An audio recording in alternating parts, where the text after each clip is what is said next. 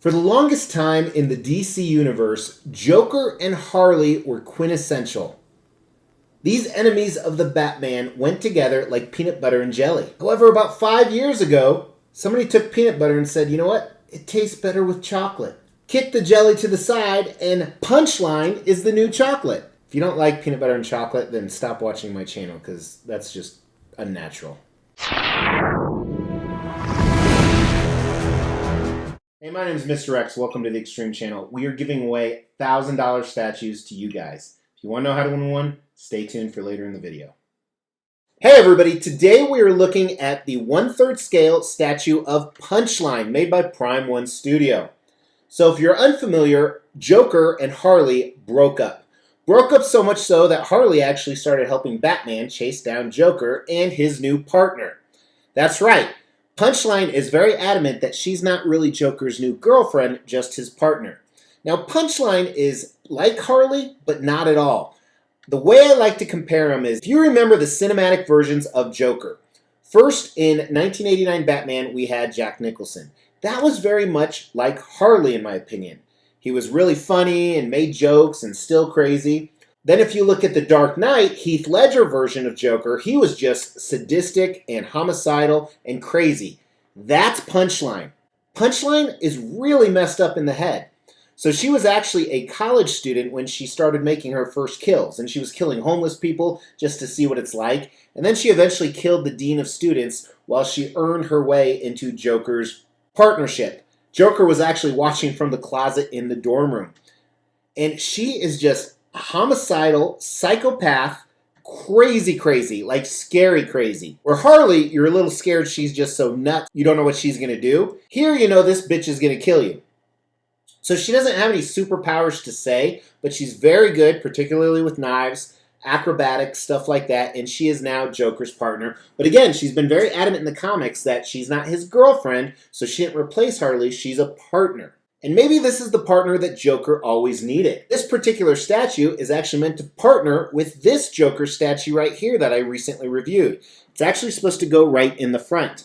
We're going to talk about that a little more, and if you want to see that, stay tuned towards the end of the video because I'm going to show both of them together. But for now, we're just going to focus on this one statue of Punchline. And by the way, her name is Punchline because she thinks life is a joke, and she's the punchline by killing you. Let's dive into the review. Now remember, this is meant to be a companion piece to that other Joker, but it also works well standalone. And you can see that on the base with the concept. So the base is a continuation of that giant theater chair that Joker was sitting in. There's some Joker symbols, there's some Punchline symbols, some ha ha ha stuff. This is part of a theater. Looks like there's some broken TVs in the back. There's some broken letters, like this was once a theater. You see some of those Joker rings, Joker's version of a Batarang thrown throughout. She has a plush doll of Harley, which is hilarious because she hates Harley. And remember, in this comic story, Harley was actually helping Batman, and I think Punchline actually killed Harley, or Harley killed Punchline. But Punchline is standing there behind her man, or on her own, depending how you displayed it. Very tall, very slender, and she's very doll-like. Right after she made that kill to that dean when Joker was watching is when she started transforming into Punchline, putting on the doll-like makeup, the doll-like clothes. Maybe it's to dehumanize herself, because she truly is so sadistic. But I really like this. It really puts her up front. It gives her a lot of viewing angles, whether the Joker's in front of her or not. Very cool concept. When you get to the portrait, most of them show that maniacal aspect to her. There's 4 different ones, as you can see. We'll talk about that. But I definitely like this concept. I think by itself it would be 4 out of 5, but knowing it pairs with the Joker gives it a good 5 out of 5 on the concept. All right, as we talk about design, you see there's a lot of extra heads over here. That's not with every statue. We'll talk more about that after the unboxing and assembly. Another 1/3 scale in one box. So happy they're doing that. Here's the art box right here. And just like the Joker, it had a secret compartment in the standard foam that had an art print. That's the bonus version right there. It was 2 layers. Everything was wrapped in wax. And then the second layer.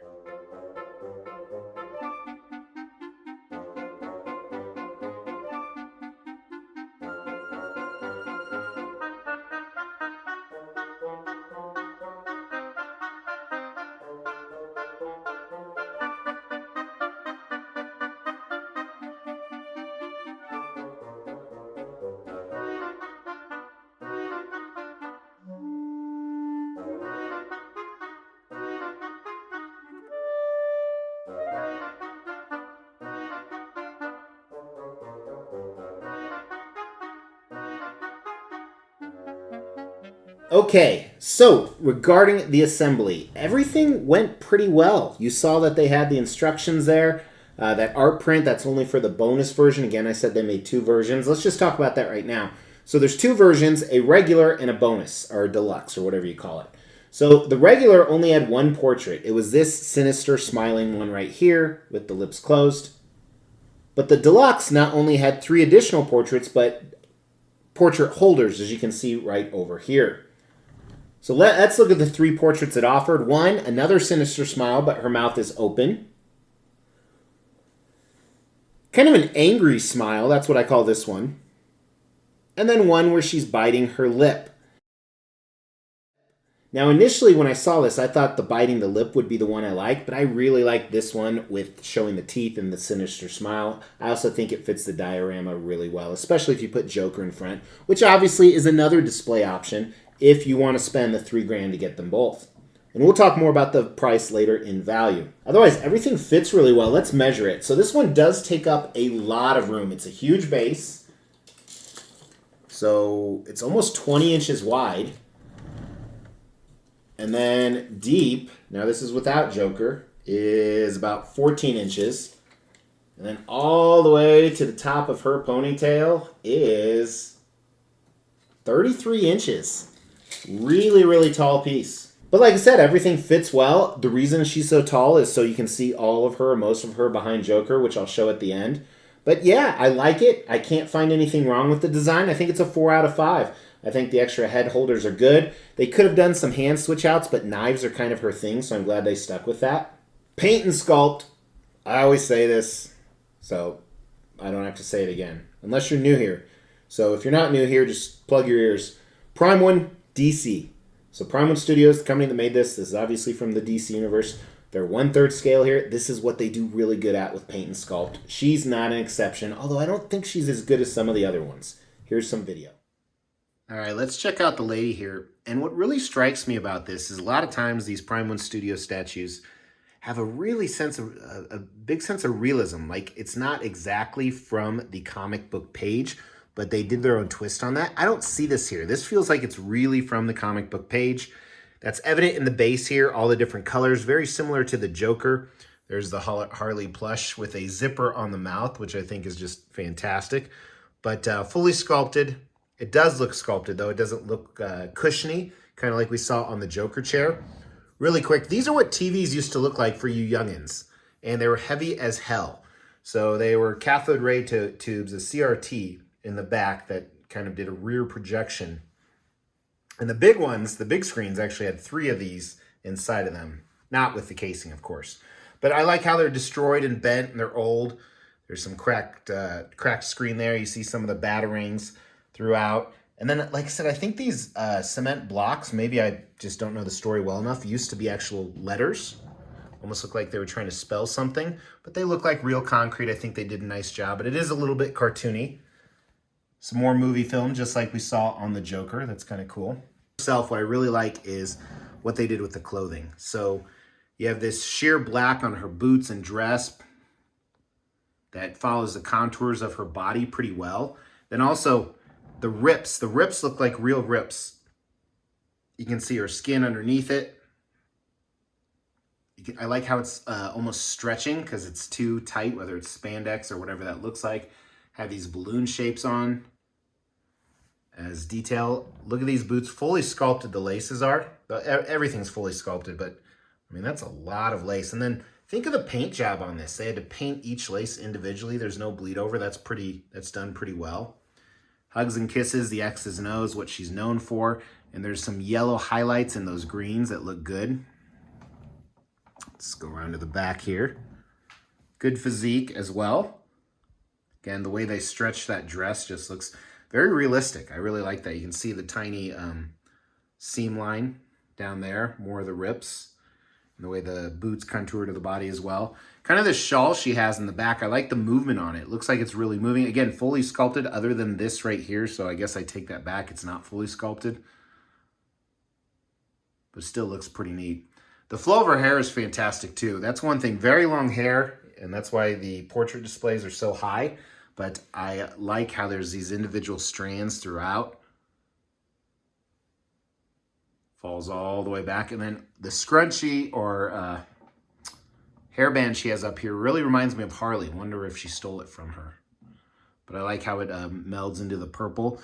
One thing I noticed though, the strands are a lot more differentiated up here, but not down here. I don't know if that's intentional for breakages or to reduce breakages. Now on the another part up here, I don't even know what I'm saying. Great job on the hair on the head as well. I like it when you can see the individual strands. To me, there's more realism. She has the earrings. Now, something I didn't notice earlier in our saying design, they sent replacement earrings, almost expecting some of these would break because they're on every single portrait. Thankfully, I had no breakages. But as we talk about her skin, I said very doll-like, and that's what it is. I mean, it's accurate. Her eyes look fantastic. I think those are decals, but they look really good. Her teeth could have been differentiated a little bit more.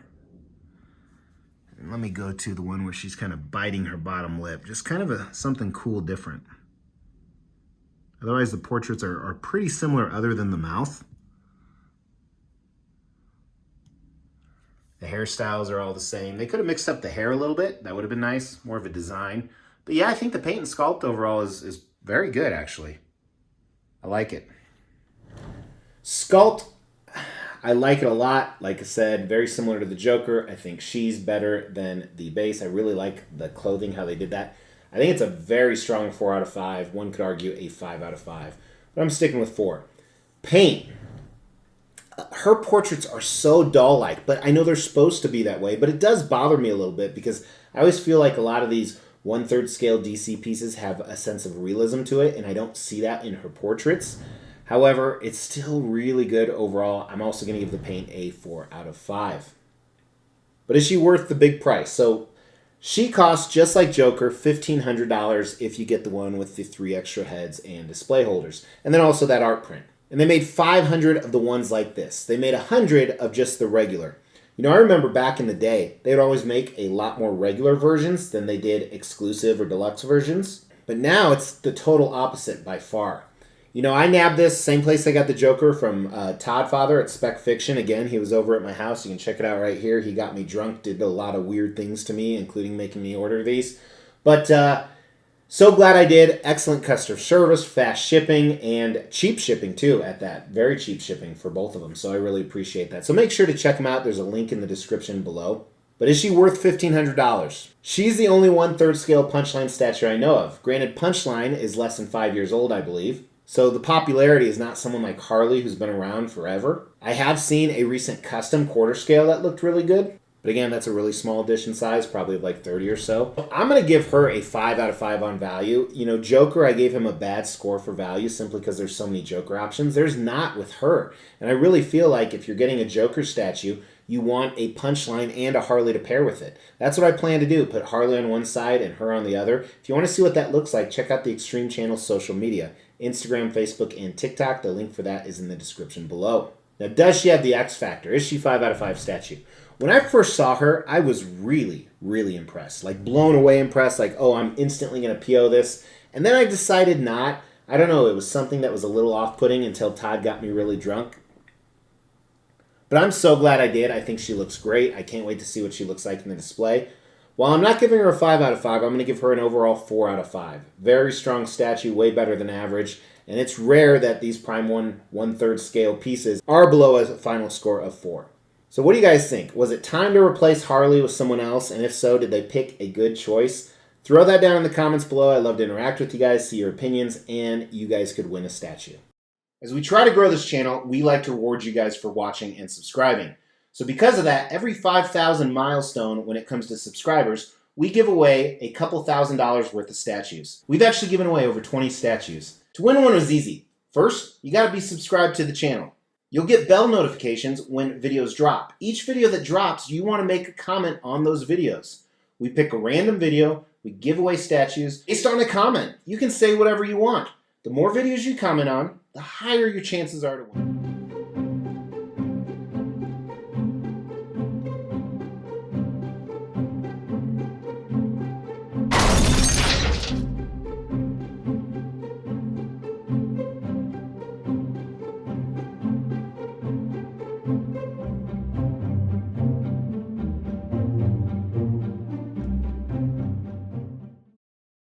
Hey, thank you so much for tuning in. My name is Mr. X. Don't forget it. Your mom will be screaming it later. That's gross.